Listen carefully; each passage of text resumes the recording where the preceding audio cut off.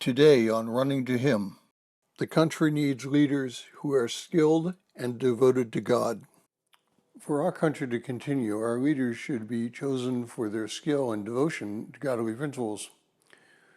Well, John Adams, our second president, wrote, "Our Constitution was made only for a moral and religious people. It is wholly inadequate to the government of any other."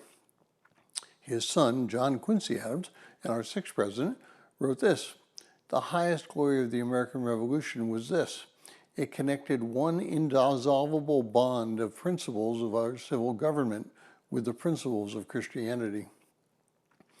These two men, among many others, discovered the principle which Nehemiah applied. Government functions best when its leaders have a strong relationship with God. Well, if you're joining us in going through the books of Ezra, Nehemiah, and Esther, today's reading is Nehemiah 7, verses 1 through 6, and 7, 60 through 65, and I encourage you to read that passage.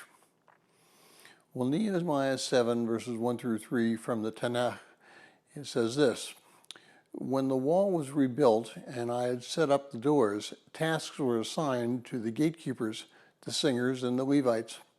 I put Hanai, my brother, and Hananiah, the captain of the fortresses, in charge of Jerusalem, for he was a more trustworthy and God-fearing man than most.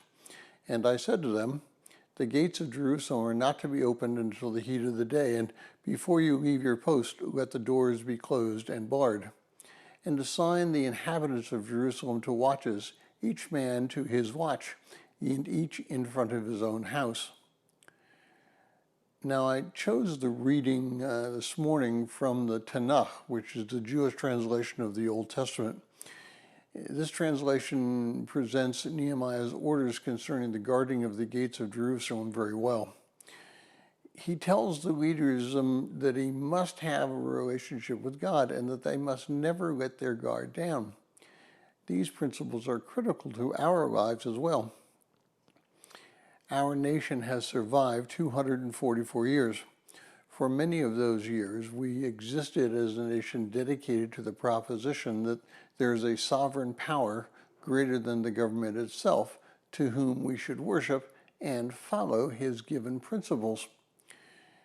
There certainly have been times when we have failed to follow in some of those specific principles, but still, our government has endeavored to maintain a careful balance between sacred and secular.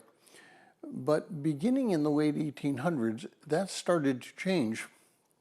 As the belief in the righteousness of science began to replace the righteousness of God, our society became more self-focused and ultimately hostile to the idea of a transcendent, all-knowing creator. We became focused on our desires regardless of their morality. Now, our founding fathers had warned us, as Nehemiah warned the leaders, that faith in God was necessary for the protection of Jerusalem. Nehemiah put a man in charge who understood godly wisdom.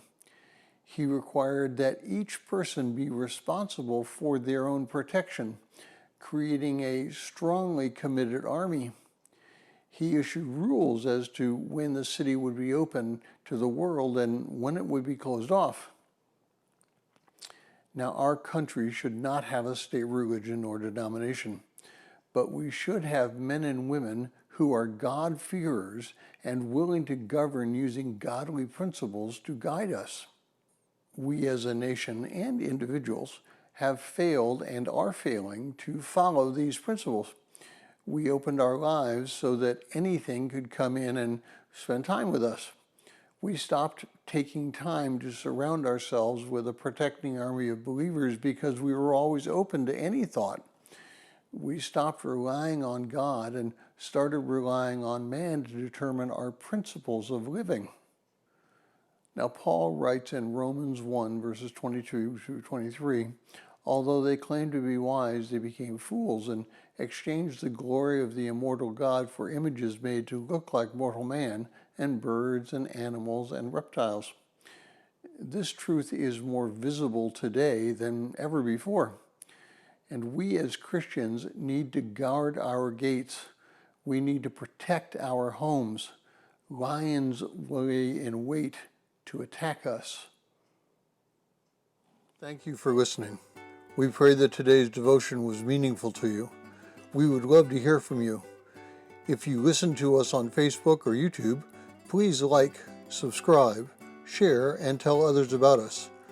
You can always email us at phineasjacobus@runningtohim.net.